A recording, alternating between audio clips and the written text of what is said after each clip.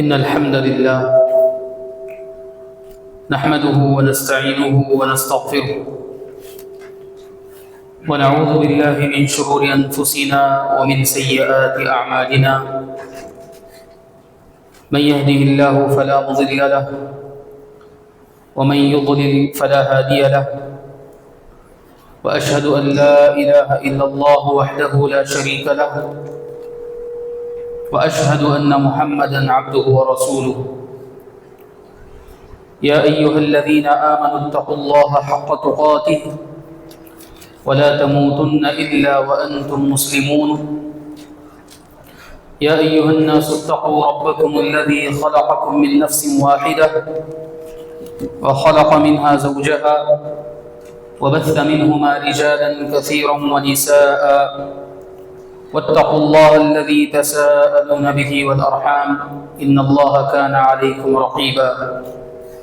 يا أيها الذين آمنوا اتقوا الله وقولوا قولا سديدا يصلح لكم أعمالكم ويغفر لكم ذنوبكم، ومن يطع الله ورسوله فقد فاز فوزا عظيما. أما بعد فإن خير الحديث كتاب الله، وخير الهدي هدي محمد صلى الله عليه وسلم، وشر الأمور محدثاتها، وكل محدثة بدعة، وكل بدعة ضلالة، وكل ضلالة في النار. أعوذ بالله السميع العليم من الشيطان الرجيم. بسم الله الرحمن الرحيم. فمن يرد الله أن يهديه يشرح صدره للإسلام، ومن يرد أن يضله يجعل صدره ضيقا حرجا كأنما يصعد في السماء. تمام قسم کی تعریفیں اللہ وحدہ لا شریک کے لیے لائق اور سزاوار ہیں، جو خالق کائنات، مالک ارض و سماوات اور تمام مخلوقات کا تنہا اور اکیلا معبود ہے۔ بے شمار صلاۃ و سلامتی کا نزول ہو تمام ہی انبیاء کرام علیہم السلام کی ذاتوں پر، خصوصاً آخری نبی جناب محمد رسول اللہ صلی اللہ علیہ وسلم کی ذات مبارکہ مطہرہ پر،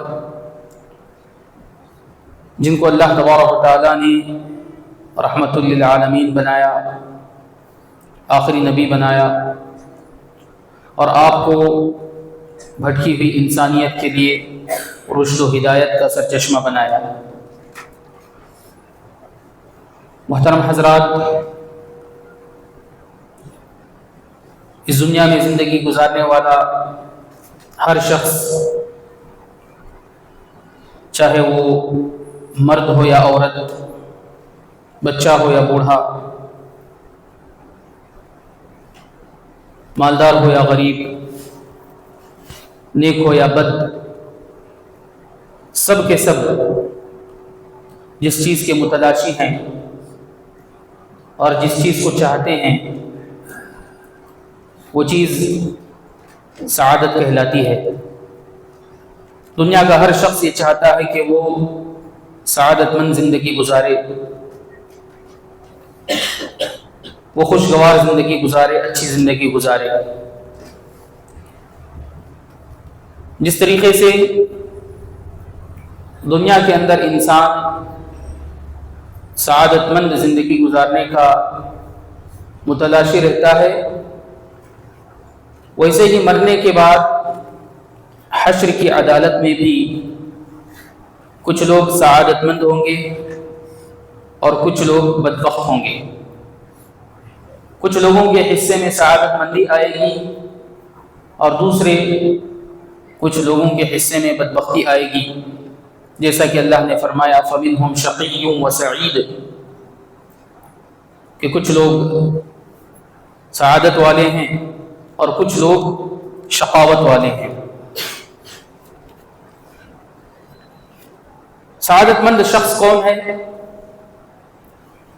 اور سعادت مند شخص کس کو کہا جائے گا؟ اس سوال کے جواب میں بھی لوگوں کے نظریات اور لوگوں کے خیالات مختلف ہو سکتے ہیں اور ہوتے ہیں۔ کوئی یہ کہہ سکتا ہے کہ اس دنیا کے اندر مالدار شخص سعادت مند ہے، کسی کا خیال یہ ہو سکتا ہے کہ اس دنیا کے اندر جس کو بہت زیادہ اولاد حاصل ہے وہ سعادت مند ہے،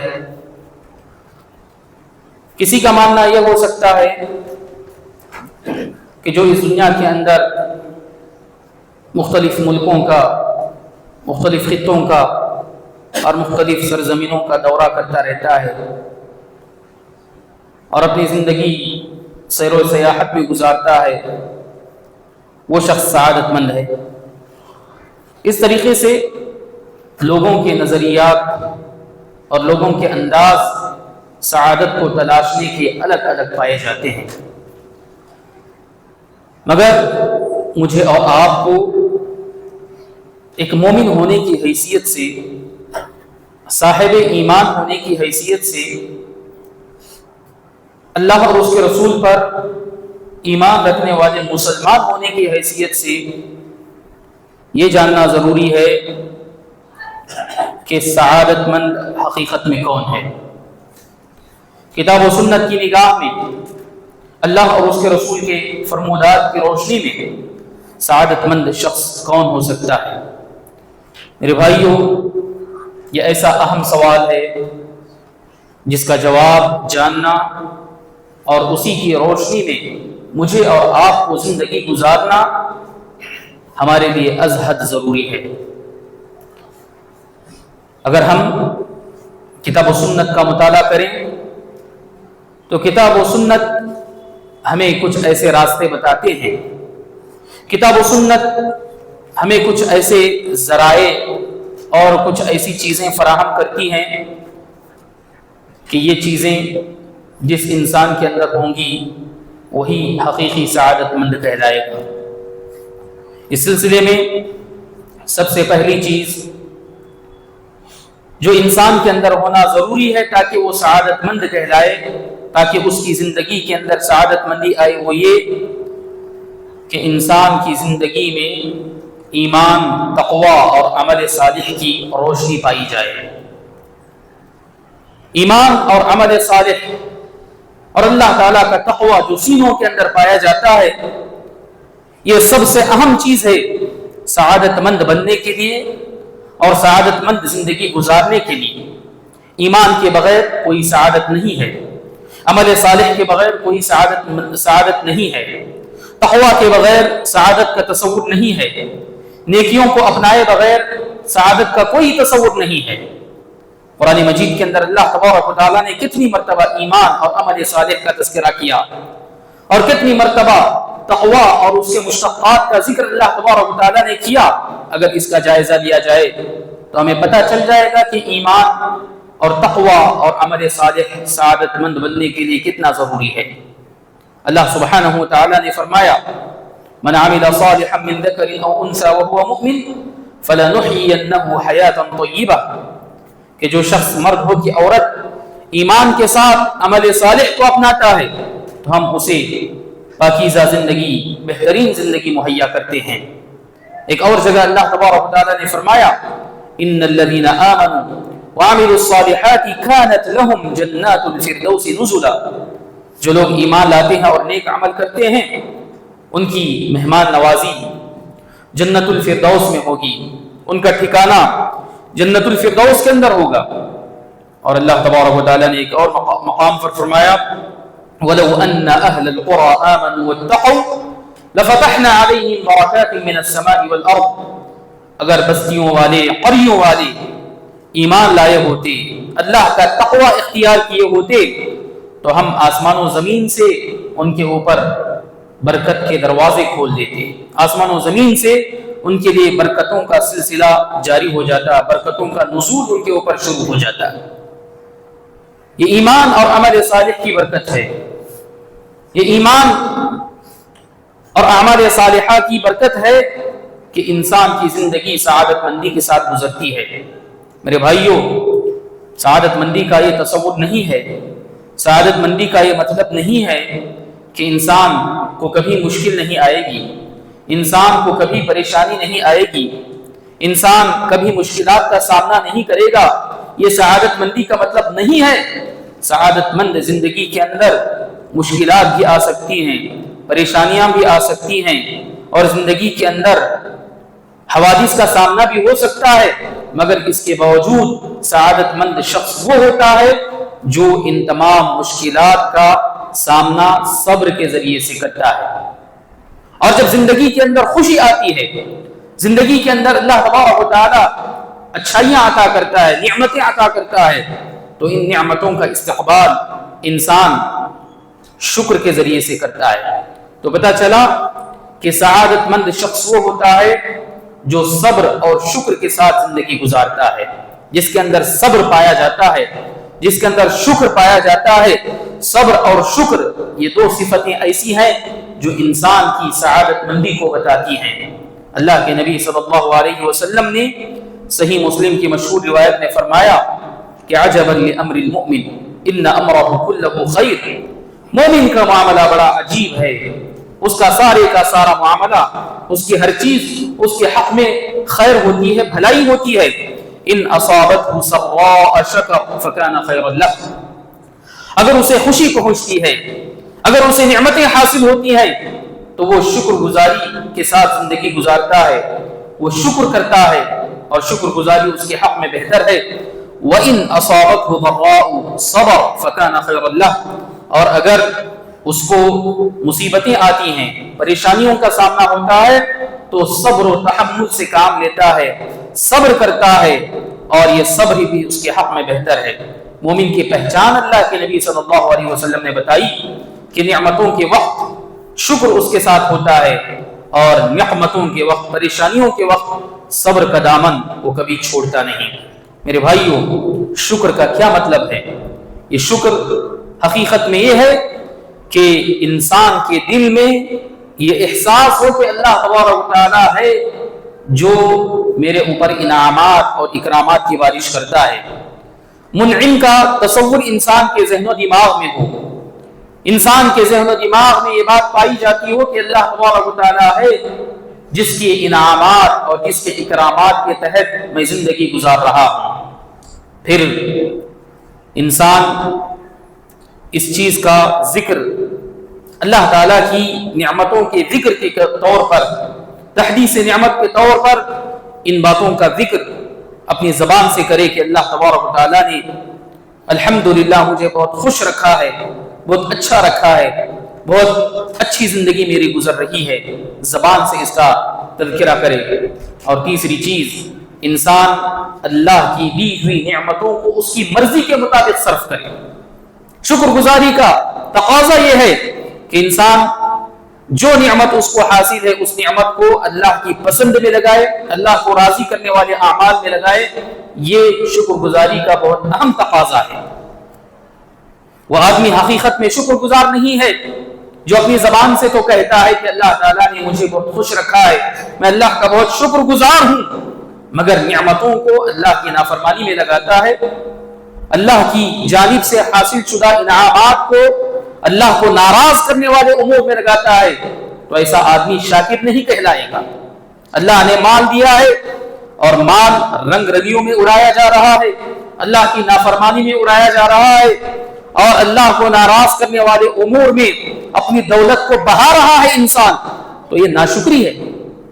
نعمت کو اللہ کی شکر گزاری میں اور اللہ کی پسند میں لگایا جائے۔ اور صبر کس کو کہا جاتا ہے؟ صبر کا مطلب ہے انسان اپنے دل کو پریشان نہ کرے، اپنے دل میں، اپنے نفس میں انسان پریشان نہ ہو، گھبرائے نہیں، اور اپنی زبان پر حرف شکایت نہ لائے، اپنی زبان پر اللہ کے خلاف حرف شکایت نہ لائے، اور اپنے اعضاء و جوارح سے، اپنے ہاتھ پیر سے کوئی ایسا عمل نہ انجام دے جو اس کے صبر کے خلاف ہو، جو اس کے حوصلے کے خلاف ہو۔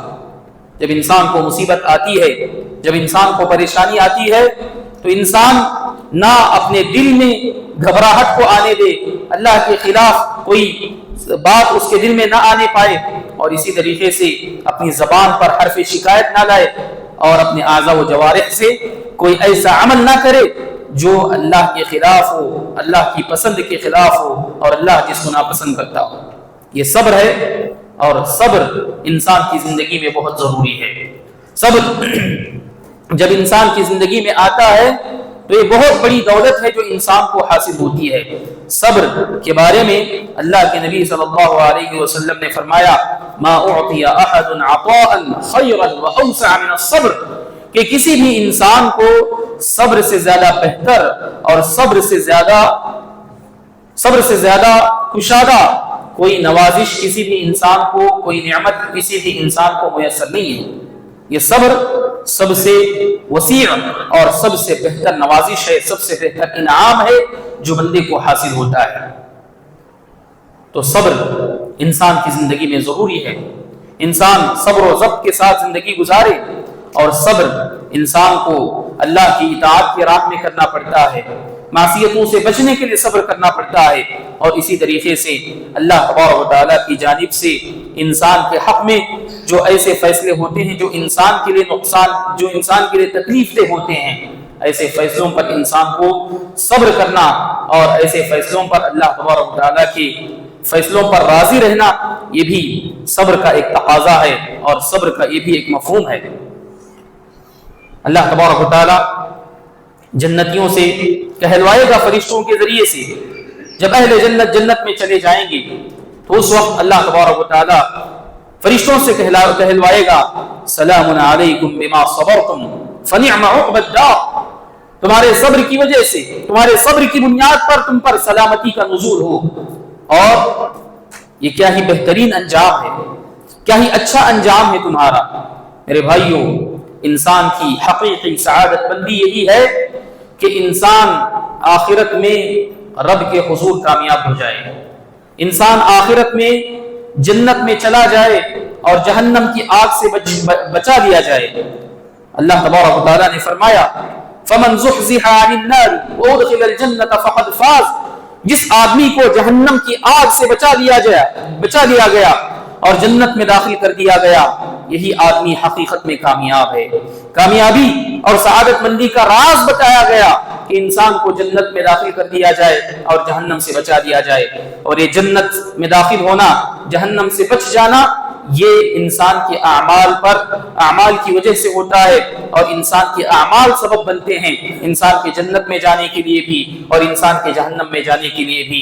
اسی لیے اللہ تبارک و تعالیٰ نے فرمایا وَمَن يُطِعِ اللَّهَ وَرَسُولَهُ فَقَدْ فَازَ فَوْزًا عَظِيمًا، جو اللہ اور اس کے رسول کی اطاعت کرتا ہے یہ بہت بڑی کامیابی سے ہمکنار ہو جانے والا انسان ہے۔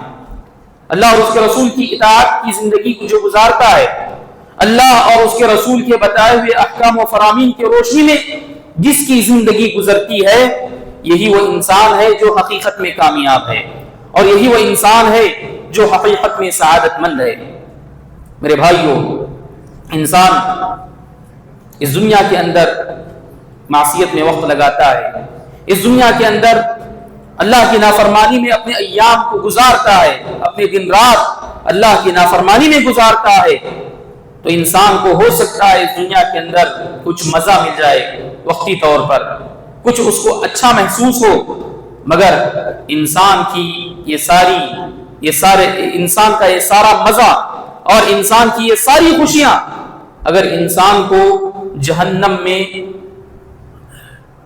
ایک منٹ کے لیے اگر ڈال دیا جائے، ایک منٹ کے لیے اس کو جہنم میں ڈبکی لگائی جائے، تو یہ ساری خوشیوں کو بھول جائے گا۔ اللہ کے نبی صلی اللہ علیہ وسلم نے ایک حدیث کے اندر فرمایا کہ یؤتی بانعم اہل الدنیا یوم القیامہ، کہ کل قیامت کے دن اس دنیا کے سب سے زیادہ خوشحال انسان کو لایا جائے گا جس نے اللہ کی نافرمانی میں زندگی گزاری ہوگی، اور انسان نے بڑی خوشحالی کے ساتھ زندگی گزاری، دنیاوی اعتبار سے کسی قسم کی کوئی کمی اس کو حاصل نہیں تھی، ایسے انسان کو قیامت کے دن لایا جائے گا اور اس کو جہنم کے اندر ایک ڈبکی لگا کر کے اس کو دوبارہ باہر نکالا جائے گا، پھر اس سے پوچھا جائے گا کہ کیا ارأیت نعیما قط، کیا تم نے کبھی خوشحالی دیکھی ہے، کبھی تم نے اچھائی دیکھی ہے؟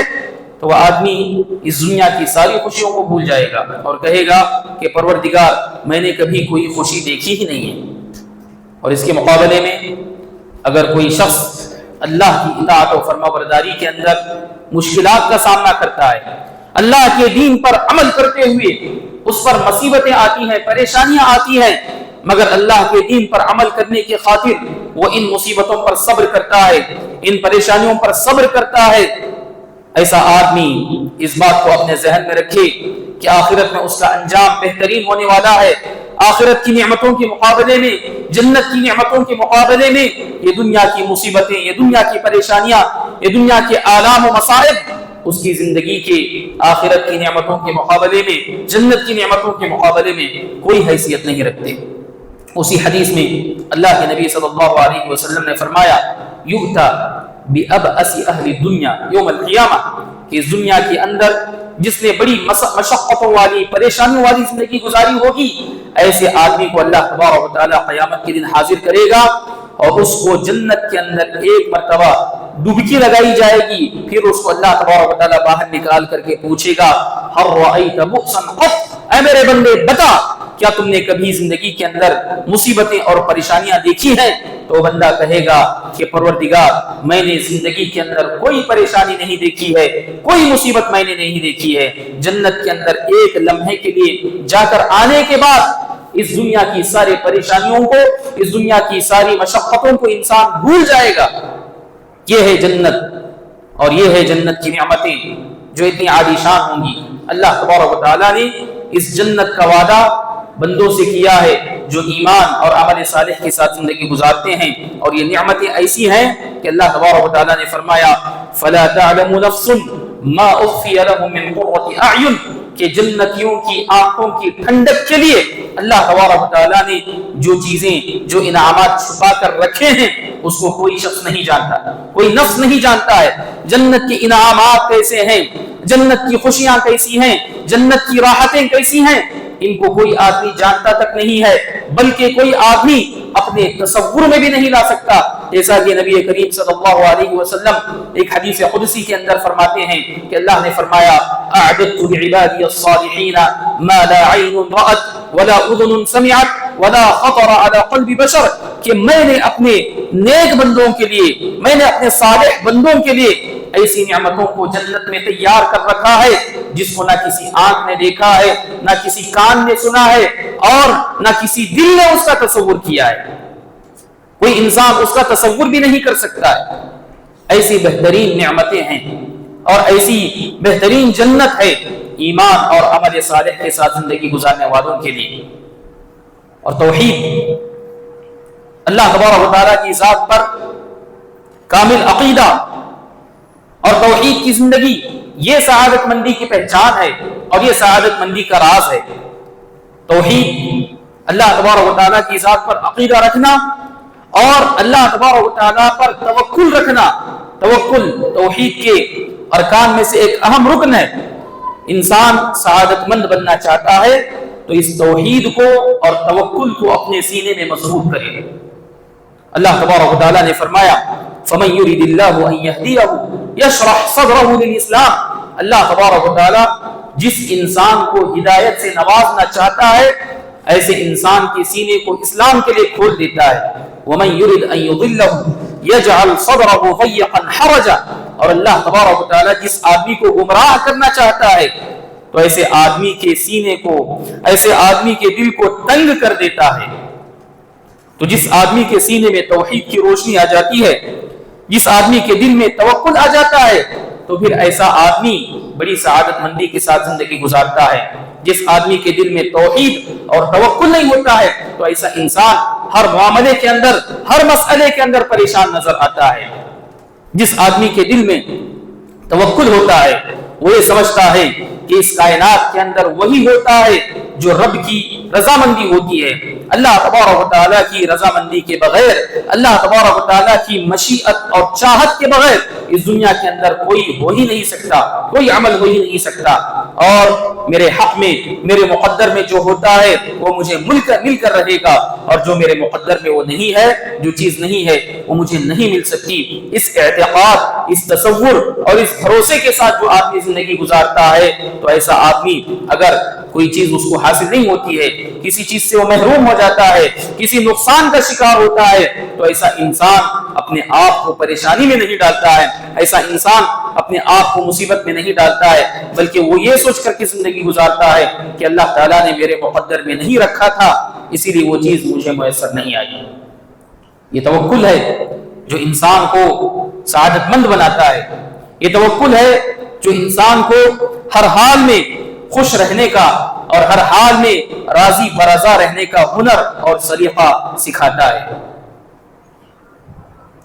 میرے بھائیوں، سعادت مند شخص کی ایک پہچان یہ بھی ہے کہ سعادت مند انسان اللہ تبارک و تعالیٰ کے حضور سعادت مندی کی دعا کرتا ہے، اللہ تبارک و تعالیٰ کے سامنے ہاتھ اٹھا کر کے اللہ تبارک و تعالیٰ سے دعا کرتا ہے کہ پروردگار مجھے سعادت نصیب کر، مجھے سعادت کی زندگی نصیب کر۔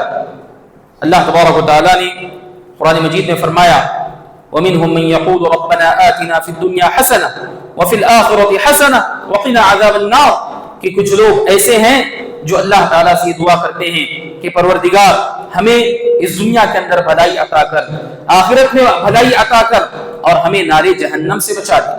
یہ بڑی ہی جامع دعا ہے، بڑی ہی بہترین دعا ہے۔ اللہ کے نبی صلی اللہ علیہ وسلم کثرت سے دعا کیا کرتے تھے ربنا آتنا فی الدنیا حسنہ وفی الآخرۃ حسنہ وقنا عذاب النار۔ اس دنیا کے اندر ہر چیز اللہ تبارک و تعالیٰ سے مانگ لی گئی، ہر خیر اللہ تبارک و تعالیٰ سے مانگ لیا گیا، اور سعادت مندی کا ہر طریقہ اور سعادت مندی کی ہر چیز اللہ تبارک و تعالیٰ سے سوال کر لی گئی ہے، مانگ لی گئی ہے۔ تو یہ دعا انسان کرتا رہے اور اللہ تبارک و تعالیٰ سے مانگتا رہے۔ دعا کے ذریعے سے انسان سعادت مند بن سکتا ہے۔ اور اسی طریقے سے میرے بھائیوں، سعادت مندی کا ایک اور راستہ یہ ہے کہ انسان اپنی زندگی میں توبہ اور استغفار کو لازم پکڑے، توبہ اور استغفار کو لازم پکڑے، اس لیے کہ انسان خطا اور نسیان کا مرکب ہے۔ انسان غلطی کرتا ہے، انسان سے بھول ہو جاتی ہے، انسان سے خطا ہو جاتی ہے، انسان دن رات میں خطا اور نسیان کرتا رہتا ہے، اور وہ انسان سعادت مند ہے جو توبہ کرتا ہے، اللہ تعالیٰ سے استغفار کرتا ہے۔ اسی لیے اللہ تبارک و تعالیٰ نے اہل ایمان کو کامیابی کا راستہ بتاتے ہوئے فرمایا وَتُوبُوا إِلَى اللَّهِ جَمِيعًا أَيُّهَا الْمُؤْمِنُونَ لَعَلَّكُمْ تُفْلِحُونَ۔ اے ایمان والو، تم سب کے سب مل کر اللہ تبارک و تعالیٰ کے حضور توبہ کرو تاکہ تم کامیاب ہو جاؤ، تاکہ تم فلاح پا جاؤ۔ یہ توبہ و استغفار سعادت مند زندگی کے حصول کے لیے بہت ضروری ہے۔ اللہ کے نبی صلی اللہ علیہ وسلم کی توبہ و استغفار کا حال یہ تھا کہ ایک ایک مجلس کے اندر گنا جاتا، کاؤنٹ کیا جاتا، تو نبی صلی اللہ علیہ وسلم ایک مجلس کے اندر 100 مرتبہ اللہ تبارک و تعالیٰ سے اپنے گناہوں کی مغفرت چاہتے ہیں اور اللہ تبارک و تعالیٰ سے توبہ و استغفار کرتے ہیں۔ یہ اس نبی کا حال ہے جس کی راتیں عبادت میں گزرا کرتی تھیں۔ تو ہمیں اور آپ کو اپنے گناہوں پر کس قدر نادم ہونا چاہیے، اپنے گناہوں پر کس قدر رونا چاہیے، اور اپنے گناہوں پر کس قدر اللہ تبارک و تعالیٰ سے معافی مانگنا چاہیے۔ یہ توبہ اور استغفار انسان کی سعادت مندی کا ایک راز ہے، اور اس کے ذریعے سے انسان سعادت مند بن سکتا ہے۔ میرے بھائیوں، سعادت مندی کے حصول کے لیے ایک اور چیز یہ بھی ہے کہ انسان اللہ تبارک و تعالیٰ سے اپنے نفس کی مالداری مانگے۔ انسان اللہ تعالیٰ سے یہ دعا کرے کہ وہ اس کے نفس کو مالدار اور تونگر بنا دے۔ حقیقی مالداری انسان یہ سمجھتا ہے کہ انسان کو پیسہ حاصل ہو جائے، دولت حاصل ہو جائے اور دنیا کی زیب و زینت حاصل ہو جائے تو اس کو انسان مالداری سمجھتا ہے، مگر شریعت کا تصور یہ ہے کہ حقیقی مالداری یہ نہیں ہے کہ انسان کے ہاتھ بھر پیسہ آ جائے، انسان کا بینک بیلنس پیسوں سے بھر جائے، یہ حقیقی مالداری نہیں ہے۔ اللہ کے نبی صلی اللہ علیہ وسلم نے فرمایا لیس الغنى عن کثرت العرض ولكن الغنى غنى النفس. مال و دولت کی کثرت یہ حقیقی مالداری نہیں ہے، بلکہ حقیقی مالداری یہ ہے کہ انسان کا نفس مالدار ہو جائے، انسان کا دل مالدار ہو جائے. جب انسان کا دل مالدار ہوتا ہے تو اللہ تبارک و تعالیٰ انسان کو جو کچھ دیتا ہے اسی کو انسان بہت کچھ سمجھتا ہے. انسان کو اللہ تبارک و تعالیٰ کی جانب سے جو کچھ حاصل ہوتا ہے اس پر انسان راضی رہتا ہے اور رضامندی کے ساتھ زندگی گزارتا ہے، کبھی حرف شکایت اپنی زبان پر نہیں لاتا. یہ نفس کی مالداری انسان کو بہت ضروری ہے اور یہ سعادت مندی کی پہچان ہے.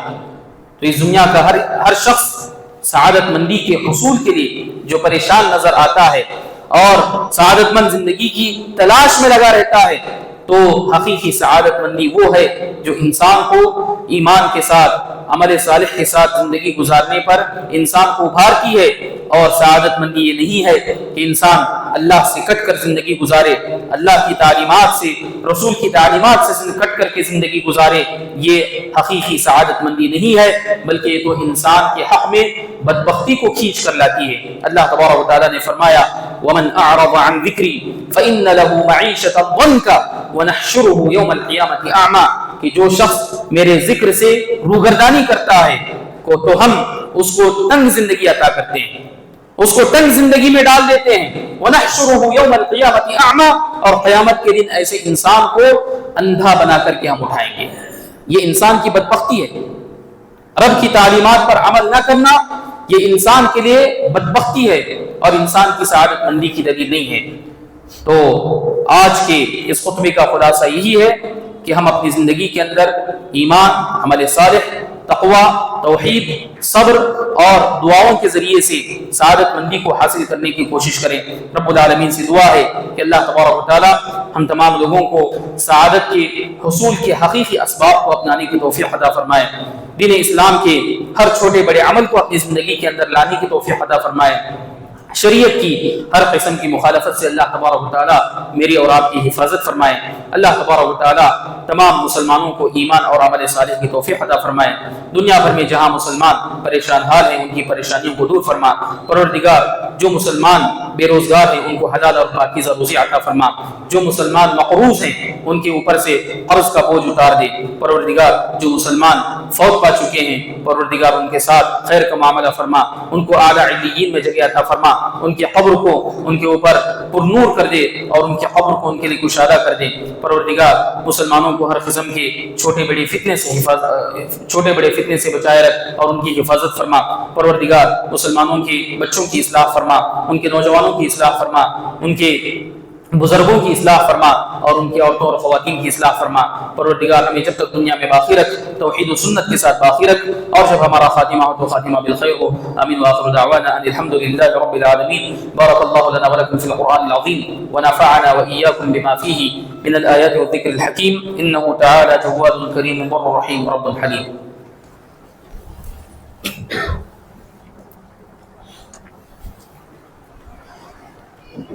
إن الحمد لله نحمده ونستعينه ونستغفره ونعوذ بالله من شرور أنفسنا ومن سيئات أعمالنا.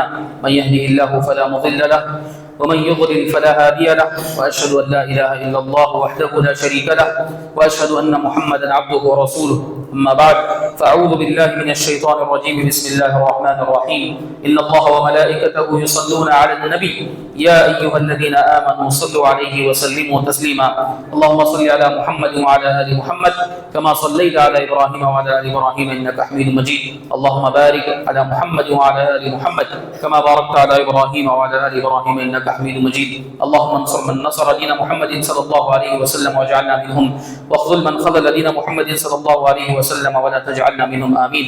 عباد الله رحمني ورحمكم الله إن الله يأمر بالعدل والإحسان وإيتاء ذي القربى وينهى عن الفحشاء والمنكر والبغي يعظكم لعلكم تذكرون. واذكروا الله يذكركم وادعوه يستجب لكم ولذكر الله أكبر والله يعلم ما تصنعون.